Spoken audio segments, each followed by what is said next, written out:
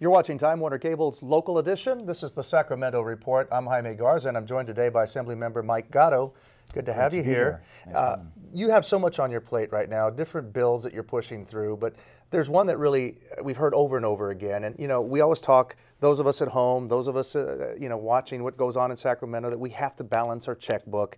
And I've heard it over and over again. Why doesn't government do the same thing? Why isn't government required to do the same thing? And you're trying to get this pay-as-you-go reform. Correct. I think it's a very important reform, Jaime. It's one that comes from the realization of, if you analyze most of California's problems, you keep coming back to, we have overspent ourselves into this budget situation that we currently find ourselves in. And at the root of that, I think, is ballot box budgeting. It's when a special interest group will go to the public and say, the world will come to an end unless we pass this measure. And they don't mention how we're going to pay for it. And then that program gets in place for years to come. And oftentimes during a time of great budget crisis, we're scrambling for money, but this program is still funded.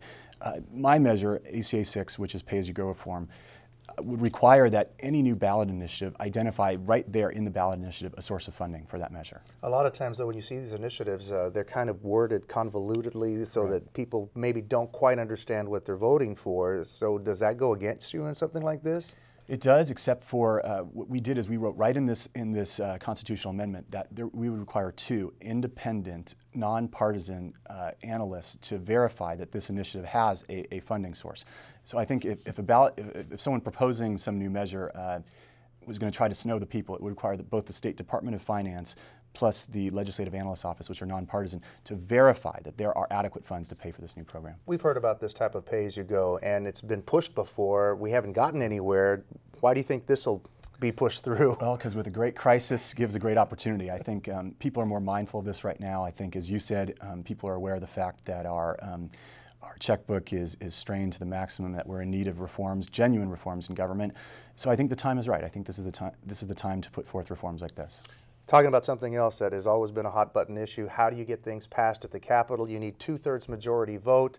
Right. If it's initiative, you just need, what, just barely 50% and it's in, and you think there needs to be some equity there. I agree. I think that if the electorate or if a special interest is going to put something on the ballot that ties the hands of the legislature in perpetuity, I think that should pass by the same supermajority. So for example, if the legislature wishes to propose a reform, a constitutional reform, it has to pass by 2/3.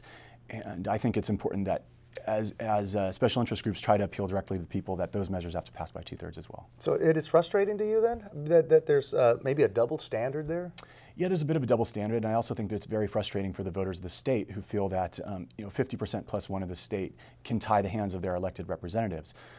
Right now, if someone were to put a measure on the ballot that said we're going to, publicly execute the legislature unless they vote by 90% not to do it, I think that would probably pass, and with 50% plus one of the vote. So that's not necessarily just. It's not necessarily right. And as we've seen in previous elections, I mean, we're not seeing a massive amount of people typically going to the polls, so it's just a small amount of people voting anyway. Correct. So you're really not representing the masses. Correct. This is still a representative form of government, and I think, the more people I talk to, the more that they're upset that such large popular manifestations of will in their elected representatives can be thwarted by these measures that tie our hands. We only have about 20 seconds left. One more thing, law revision, I can't even say modernization. Thank you very much. Yeah, what's that about? So if you imagine that in 1910, a special interest group put something on the ballot to stimulate the buggy whip industry, that law is still on the books. The legislature is powerless to change laws that were put on the law books by the ballot. And I've seen some of those as well. Oh yeah, there's a lot of them out there. Mike Gatto, pleasure. Great. Thanks for being here. Thank you at home for watching Time Warner Cable's Local Edition, the Sacramento Report. And don't forget, you can always watch this interview and others by simply going to My Government on Demand.